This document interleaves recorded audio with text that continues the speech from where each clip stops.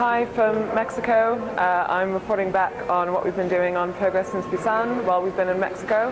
I think as you'll all have seen, we've had some pretty disappointing progress so far looking at the progress report. So we've been spending the last few days talking about that, looking at the data, thinking about what we can do to progress further in the future. So I think that's a conversation we're going to have to continue when we get back to Europe.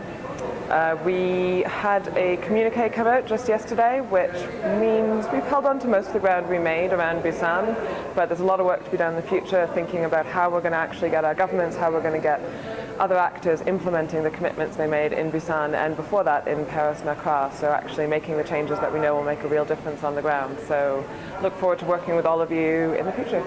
The plenary on domestic resource mobilization and the accompanying focus sessions were all really interesting, and it was kind of fascinating to see that issues like transparency and accountability of natural resources beyond tax administration were raised by almost every panelist, and yet wasn't properly addressed in the communique or in the deliverables, which is really quite frustrating.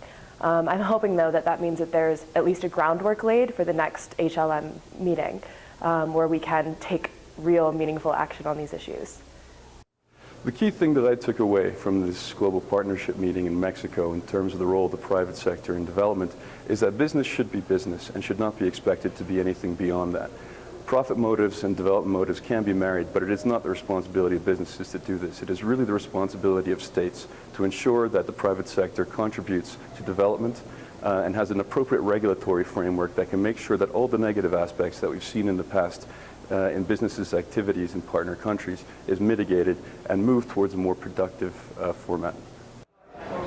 We as European civil society organizations think that it was really important that the global partnership in Mexico did discuss issues such as tax evasion and other policy areas affecting a sustainable development. But we're worried that they didn't tackle policy coherence for development thoroughly in the communique and in their work in general. So in the way forward, we are really pushing for a true holistic development policy, which includes explicit mentions of policy coherence for development.